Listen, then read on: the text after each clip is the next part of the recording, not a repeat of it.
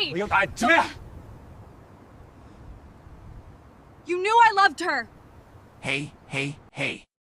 Buckle up, today's story will pull you straight into a world where love, betrayal, rage, and regret collide. Turning 50 should feel like a milestone filled with wisdom, perspective, maybe even a slice of cake with a sparkler on top. But for me, this birthday came with a bitter taste, as I stared at the ruins of 2 decades of marriage gone terribly wrong. I'm sitting here at 50, reflecting on the weight of life and how quickly it can shatter. Instead of joy, I've got heartbreak. Instead of being surrounded by loved ones, I find myself pouring this out to strangers. This is my half-century mark. And the story I'm about to share isn't pretty, but it's mine.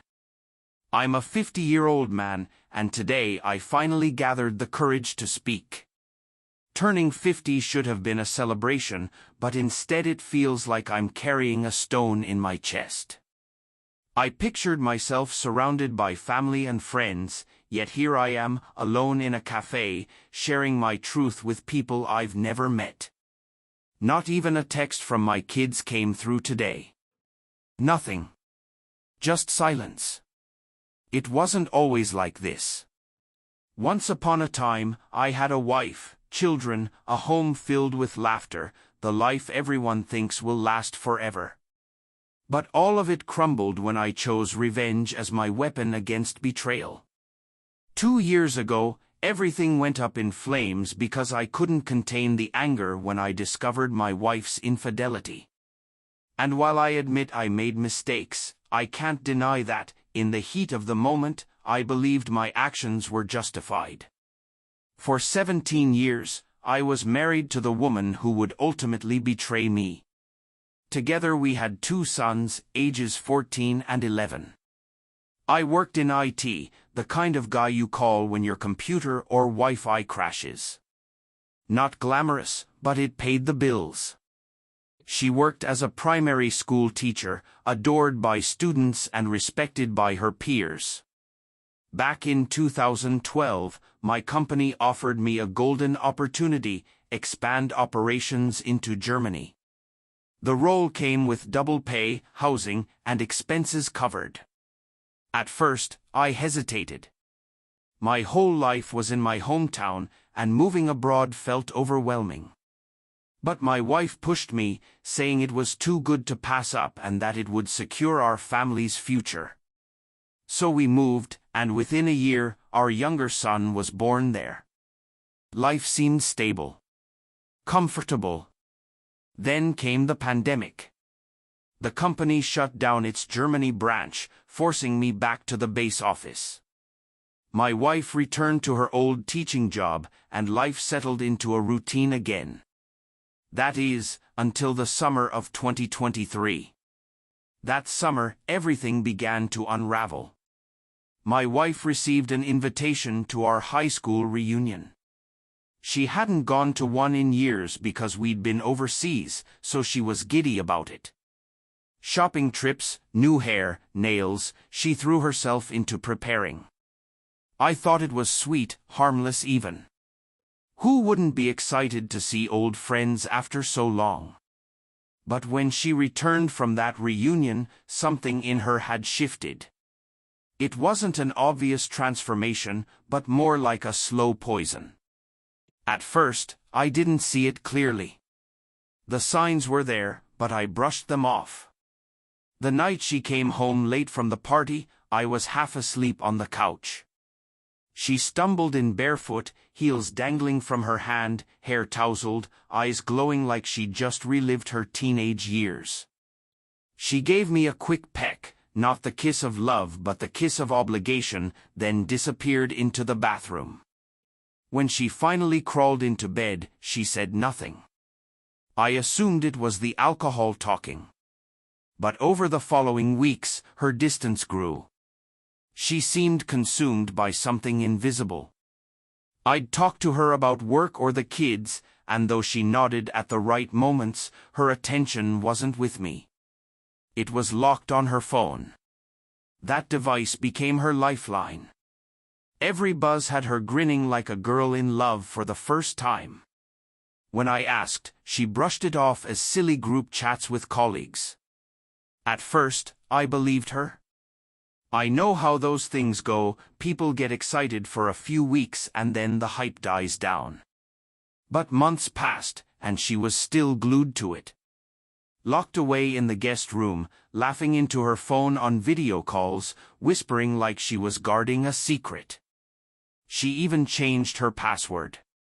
I only realized because one night, I tried using her phone to set an alarm, and it was locked. When I asked about it, she snapped. Privacy. Everyone deserves privacy, she said. Privacy?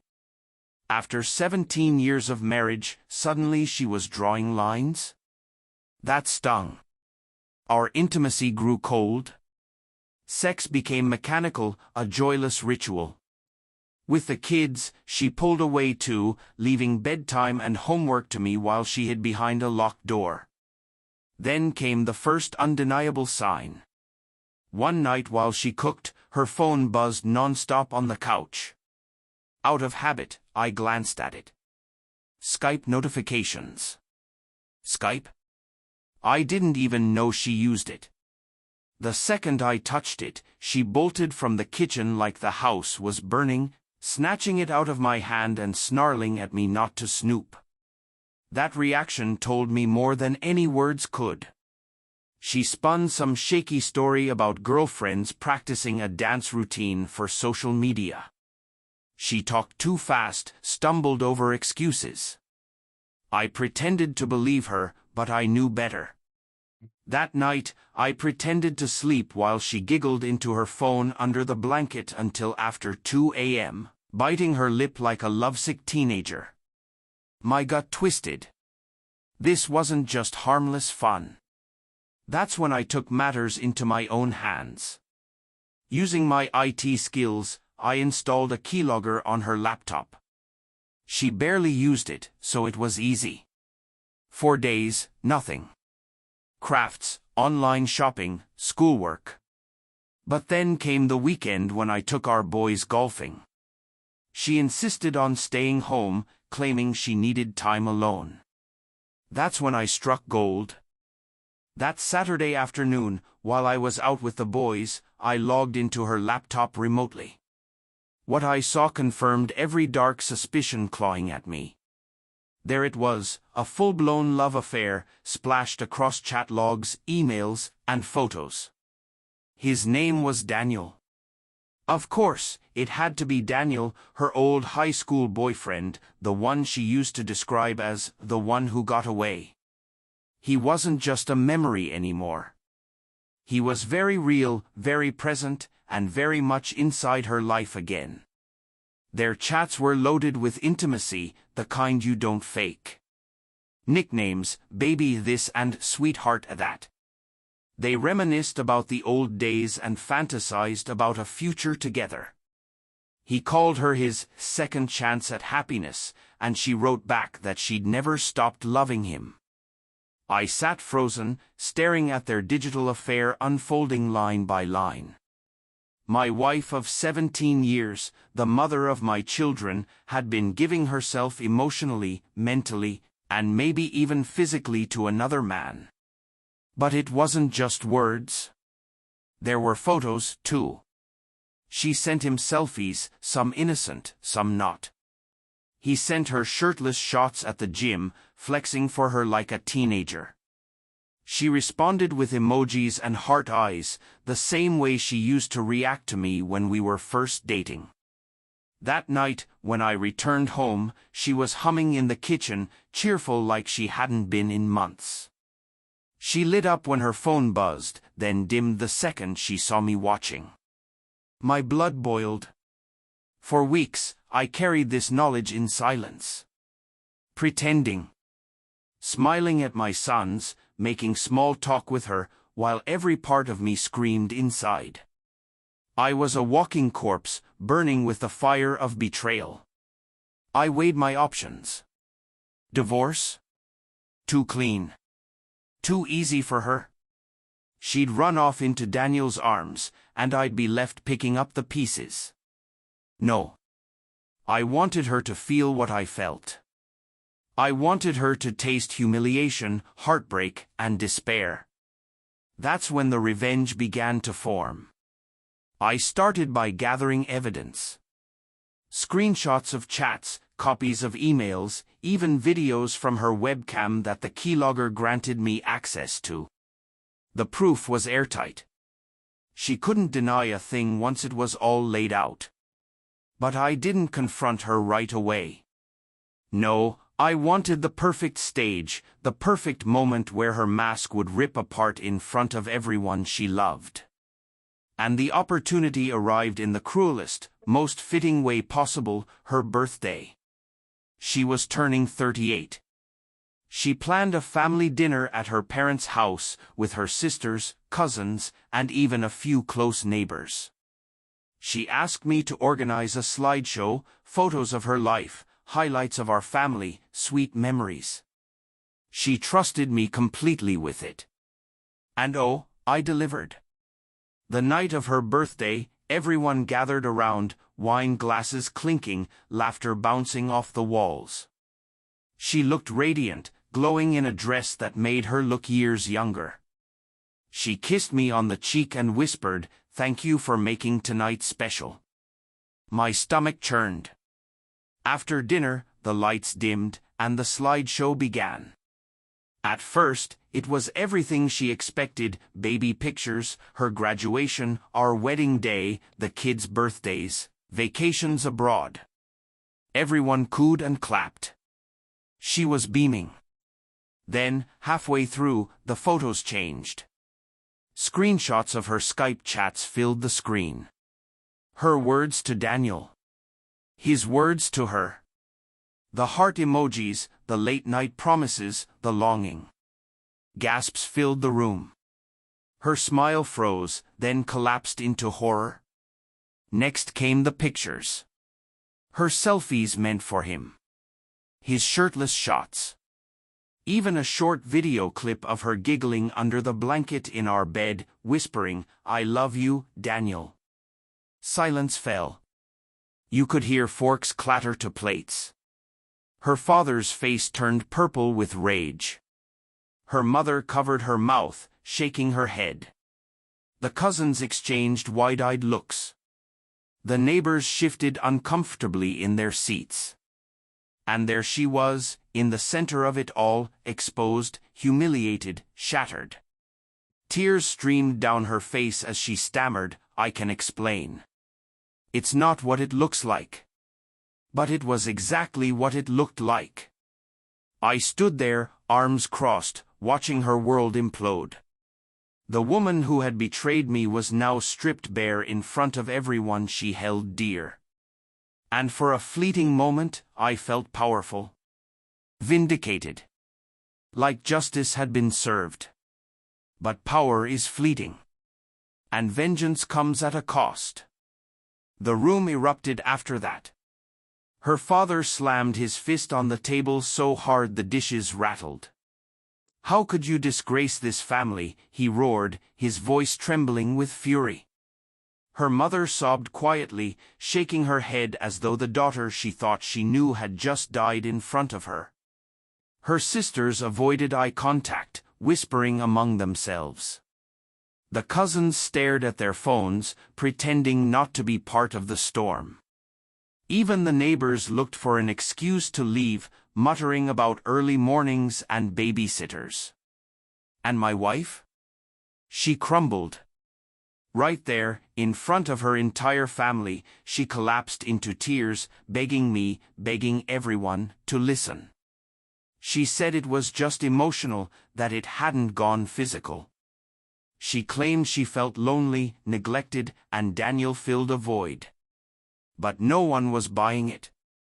The evidence on the screen told the story better than her words ever could. I didn't yell. I didn't curse.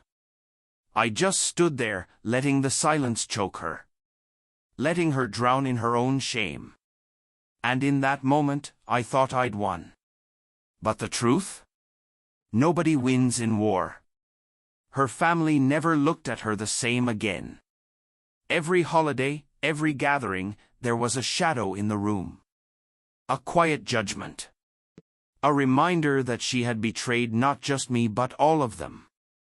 Our kids suffered the most. They didn't see the slideshow, but they felt the aftermath. Mommy and Daddy no longer laughed together. Mommy cried behind closed doors. Daddy grew cold, distant.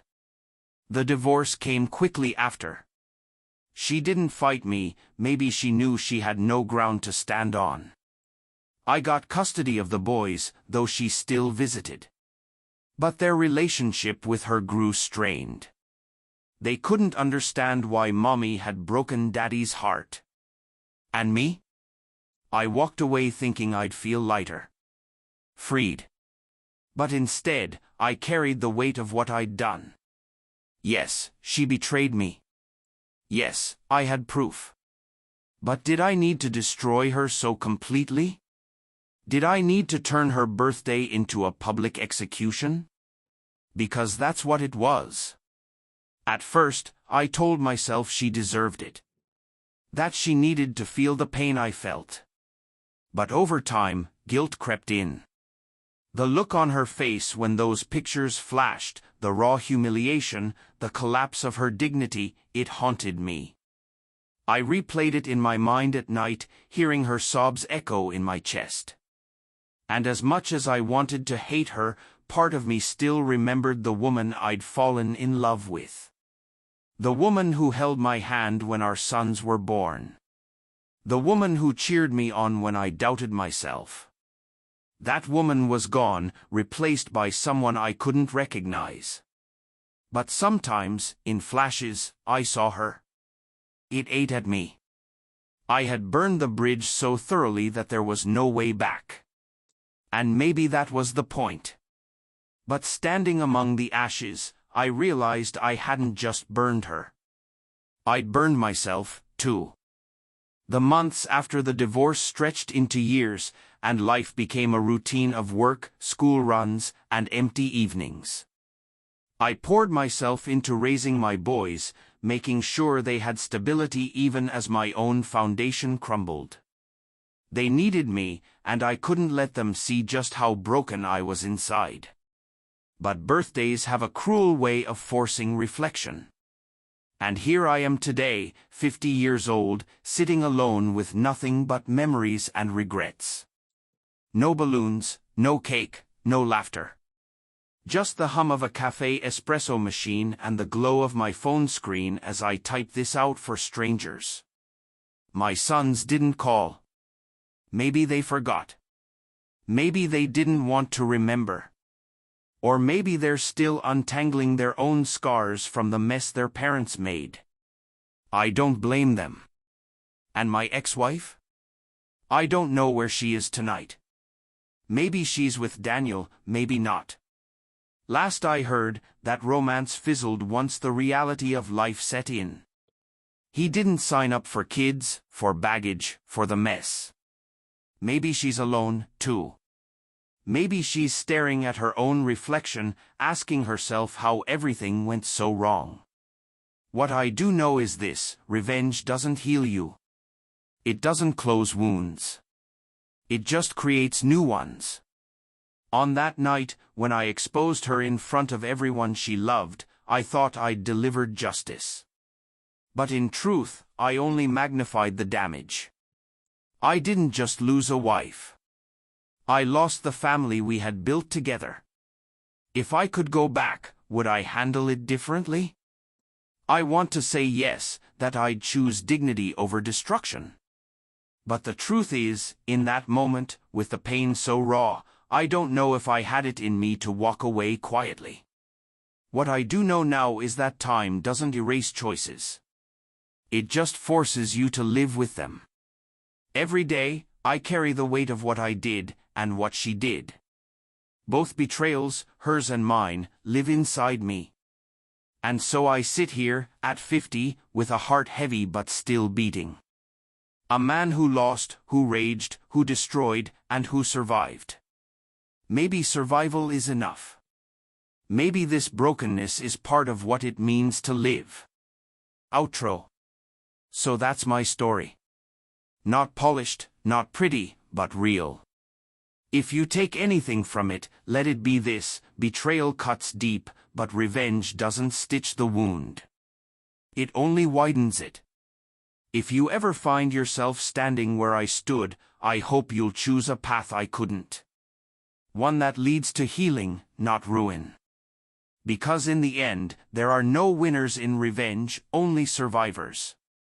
And surviving, as I've learned, is a lonely road.